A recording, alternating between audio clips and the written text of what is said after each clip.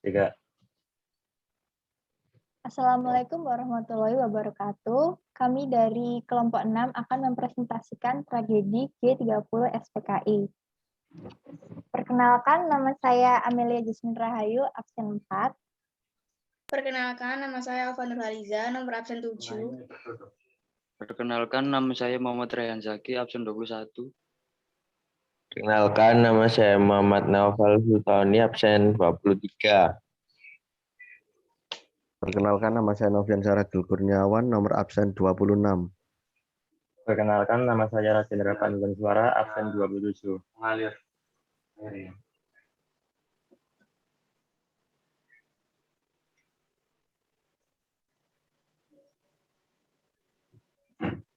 Hal yang akan dibahas di sini yaitu latar belakang, faktor-faktor yang melatar belakangi peristiwa G30 SPKI, yang kedua kronologi, proses terjadinya peristiwa G30 SPKI dan jenderal-jenderal yang menjadi korban.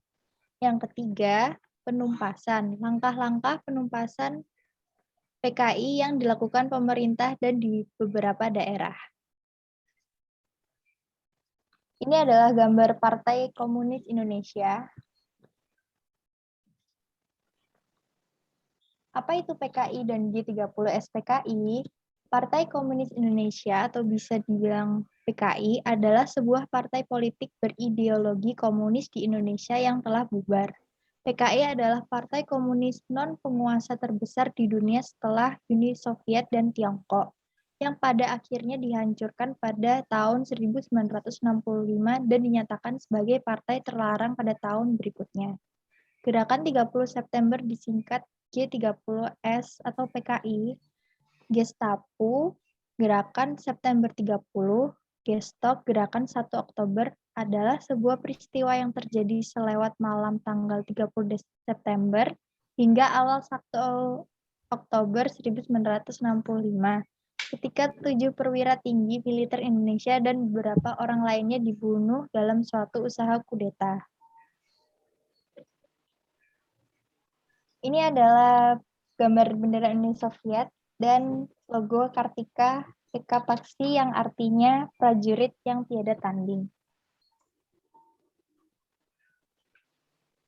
Latar belakang peristiwa G30 SPKI, pemberontakan PKI tanggal 30 September 1965 adalah pemberontakan kedua kalinya setelah tahun 1948 PKI mengadakan pemberontakan di Madiun yang dipelopori oleh Amir Syarifuddin dan Musso dengan tujuan menghancurkan negara RI dan menggantinya menjadi negara komunis. Dan dengan adanya ajaran dari Presiden Soekarno tentang Nasakom, Nasional Agama Komunis, sangatlah menguntungkan PKI karena menempatkannya sebagai bagian yang sah dalam konstelasi politik Indonesia. Hal ini membukakan jalan bagi PKI untuk melancarkan rencana-rencananya.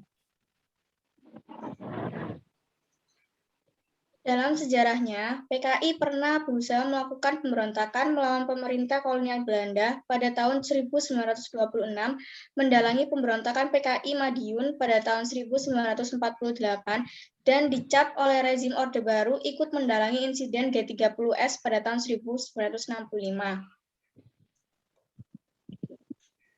Selain karena ingin merebut kekuasaan, ada juga faktor lain yang membuat PKI melakukan pemberontakan, yakni ada 5. Yang pertama adalah Angkatan Darat menolak pembentukan Angkatan 5. Yang kedua, Angkatan Darat menolak nasakomisasi karena ajaran ini dianggap hanya akan menguntungkan kedudukan PKI. Kemudian yang ketiga, Angkatan Darat menolak poros Jakarta-Peking dan konfrontasi dengan Malaysia. Karena adanya poros Jakarta-Peking dan juga konfrontasi dengan Malaysia hanya akan membantu Cina meluaskan semangat revolusi komunisnya di Asia Tenggara dan juga akan merusak hubungan antara negara-negara tetangga. Yang keempat adalah ideologi Nasakom. Pada Juli 1959, Dekret Presiden mendapat dukungan penuh dari PKI. Angkatan bersenjata diperkuat dengan mengangkat jenderal militer ke posisi yang penting dengan sistem demokrasi terpimpin. Sambutan PKI untuk demokrasi terpimpin sangat baik dan menganggap Soekarno mempunyai mandat untuk persekutuan konsepsi antara pendukung nasionalis, agama, komunis, atau Nasakom. Dan yang terakhir adalah konfrontasi Malaysia. Soekarno menyerukan Ganyang Malaysia sebagai bentuk pembalasan dendam dan memerintahkan Angkatan Darat untuk melakukannya. Letjen Ahmad Yani tidak ingin melawan Malaysia yang saat itu masih dipengaruhi oleh Inggris. Sedangkan Kepala Staf TNI Ade A.H. Nasution menyetujuinya karena khawatir isu ini akan dimanfaatkan oleh PKI untuk memperkuat posisinya di politik Indonesia. Lalu, pada akhirnya, Angkatan Darat berperang dengan keraguan-raguan dan juga setengah hati hingga mengalami kegagalan di Kalimantan.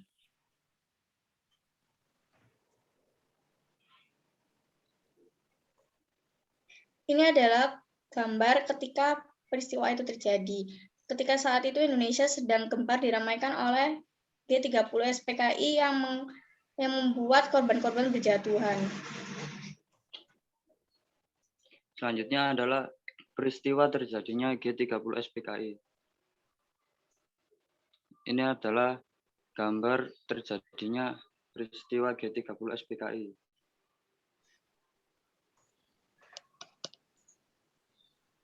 Pada tanggal 1 Oktober 1965, pada dini hari, pasukan G30 SPKI mulai bergerak dari Lubang Buaya dan menyebar ke segenap penjuru Jakarta.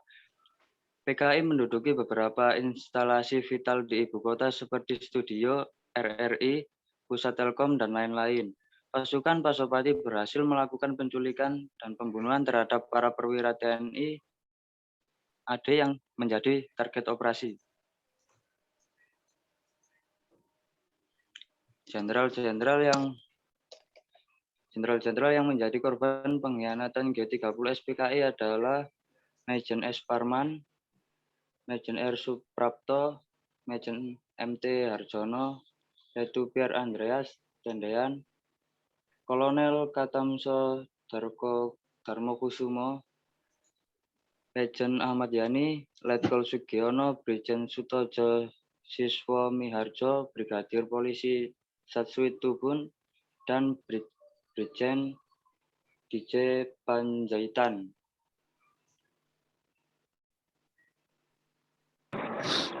Tujuh pahlawan revolusi. 1. Ahmad Yani. 2. Ada MT Haryono. 3. DI Panjaitan. 4. S. Parman. 5. Suprapto. 6. Sutoyo, dan yang terakhir Pierre Tendean.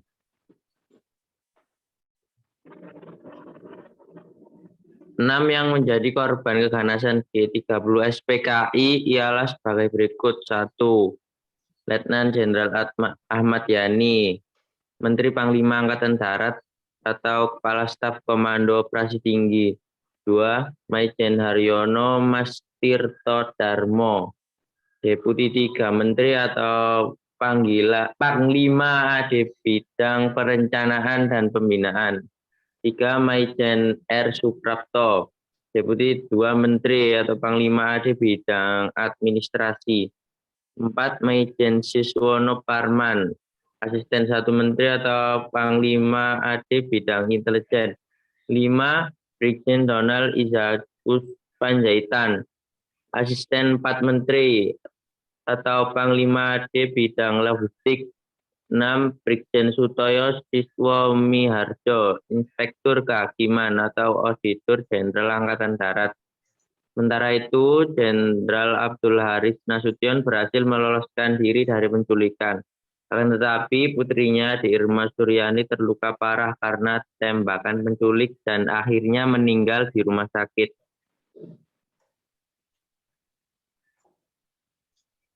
Sementara itu, sesudah PKI dengan G30 SPKI yang berhasil membunuh para pimpinan TNI AD, Kemudian pimpinan G30 SPKI mengumumkan sebuah dekrit melalui RRI yang telah berhasil pula dikuasai. Dekrit tersebut diberinya nama Kode Dekrit Nomor 1 yang mengutarakan tentang pembentukan apa yang mereka namakan Dewan Revolusi Indonesia di bawah Letkol Untung. Berdasarkan revolusi merupakan kekuasaan tertinggi Dekrit Nomor 1 tersebut, maka Dewan Revolusi merupakan kekuasaan tertinggi. Dekrit Nomor 2 dari G30 SPKI tentang penurunan dan kenaikan pangkat. Semua pangkat di atas Letkol diturunkan. Dan prajurit yang mendukung G30 SPKI dinaikkan pangkatnya 1 atau 2 tingkat. Penumpasan G30 SPKI. Berikut adalah gambar jenderal yang telah diangkat jenazahnya dari lubang buaya dan dimasukkan ke dalam peti. Berikut ini terdapat beberapa penumpasan G30 SPKI, antara lain: 1. Menetralisasi pasukan yang berada di sekitar Medan Merdeka yang dimanfaatkan oleh kaum G30 SPKI. 2. Operasi militer tentang penumpasan G30 SPKI mulai dilakukan di sore hari. Yang ketiga, pasukan RPKAD berhasil menduduki kembali gedung RRI Pusat, gedung telekomunikasi, dan mengamankan seluruh wilayah Medan Merdeka tanpa terjadi pemberontakan senjata. 4. Pasukan Batalion 238 Kujang atau Siliwangi berhasil menguasai lapangan Banteng dan mengamankan markas Kodam 5 Jaya dan sekitarnya. Yang kelima, Presiden Soekarno meninggalkan Halim Perdana Kusuma menuju Istana Bogor dan pasukan RPKAD bergerak menuju sasaran dipimpin oleh Kolonel Subiantoro. Yang keenam, dalam gerakan pembersihan ke kampung-kampung di sekitar lubang buaya, Ajun Brigadir Polisi Sukitman yang sempat ditawan oleh regu penculik berhasil meloloskan diri. Yang ketujuh, pada tanggal 3 Oktober 1965 berhasil ditemukan jenazah para perwira tinggi Angkatan Darat yang telah dikuburkan di dalam sumur tua. Yang kedelapan, keesokan harinya bertepatan dengan hari ulang tahun ABRI pada tanggal 5 Oktober, jenazah mereka dimakamkan di Taman Makam Pahlawan Kalibata. Mereka dianugerahi gelar pahlawan revolusi. Penumpasan G30 SPKI di Jawa Tengah dan Yogyakarta. 1. Brigjen Surjo Sumpeno segera memanggil para perwira untuk melakukan taklimat. 2. Pangdam memerintahkan kepada para pejabat supaya tetap tenang dan berusaha untuk menenangkan rakyat karena situasi yang sebenarnya belum diketahui. Berangkat ke Magelang untuk menyusun kekuatan. 3. Pada tanggal 2 Oktober membebaskan kota Semarang dengan kekuatan 2 peleton BTR. 4. Kota demi kota yang pernah dikuasai oleh pihak G30 SPKI berhasil direbut kembali. 5. Dibentuk Komando Operasi Merapi yang dipimpin oleh Kolonel Sarwo Edi Wibowo. 6. Kolonel Sairman, Kolonel Mariono, dan Kolonel Soekarno berhasil ditembak mati. 7. Di Blitar terjadi Operasi Trisula. 8. Di luar Jakarta dan Jawa Tengah cukup dilakukan dengan gerakan operasi teritorial. Berikut adalah bukti-bukti kekejaman PKI. Penyelesaian G30 SPKI. Pertama, pembantaian simpatisan PKI. Beberapa bulan setelah penculikan perwira tinggi TNI, pembersihan simpatisan PKI yang dikorbankan oleh Angkatan Darat di Jakarta dan diikuti oleh daerah lainnya seperti Jawa Tengah, Jawa Timur, Bali, Sumatera, serta pembantaian-pembantaian kecil di daerah lainnya. 2. Pembersihan politik.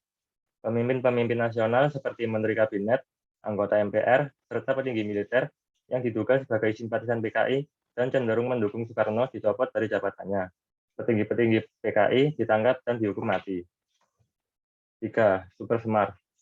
Pada tanggal 11 Maret 1966, Soekarno mengeluarkan surat perintah 11 Maret tentang pemberian kekuasaan penuh tak terbatas kepada Soeharto dan memerintahkan Maijen Soeharto untuk mengembalikan ketentraman Indonesia dari situasi buruk pada saat itu.